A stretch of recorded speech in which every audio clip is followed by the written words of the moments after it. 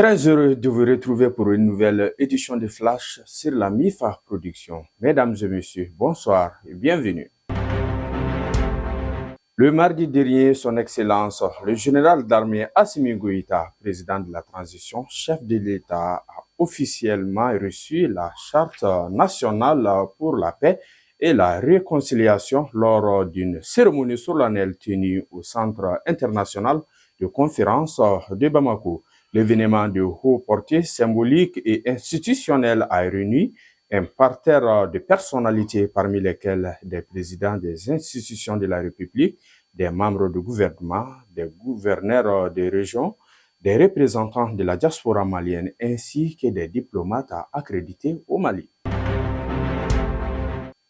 Son Excellence, le docteur Badri Abdelati, ministre des Affaires étrangères, de l'immigration et des expatriés de la République arabe Égypte, a été reçu en audience le jeudi dernier par le président Goïta. À sa sortie d'audience, le chef de la diplomatie égyptienne a indiqué qu'il était porteur des messages du président de la République arabe Égypte, à son Excellence Abdel Fattah, à son frère et homologue, son Excellence le général d'armée Assimi Goïta. Il a aussi exprimé la ferme volonté de son pays à renforcer la coopération bilatérale, notamment dans le domaine du développement, dans le domaine militaire, sécuritaire et économique.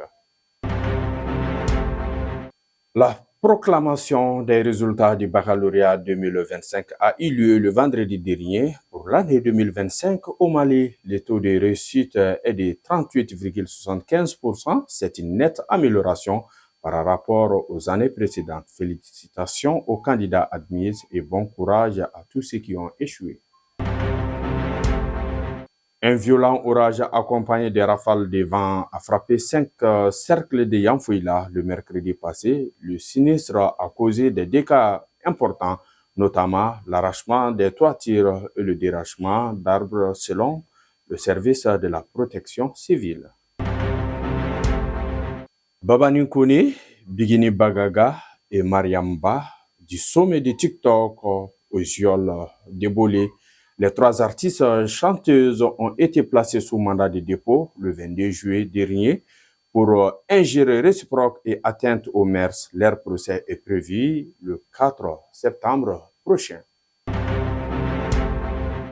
Information hors du Mali, l'Israël affirme que la guerre avec l'Iran n'est pas encore terminée et que l'armée de l'air israélien est désormais prête pour l'opération Rising Lion.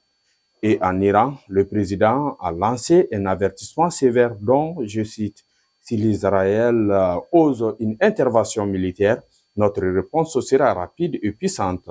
Nous sommes pleinement préparés à frapper à nouveau en profondeur sur le territoire israélien. » Fin de citation. Fin donc de ce flash qui vous a été préparé et présenté par Cheikh Bougadari Magasoub. On se donne la rendez-vous la semaine prochaine s'il plaît à Dieu. Qu'Allah bénisse le Mali, vive les femmes.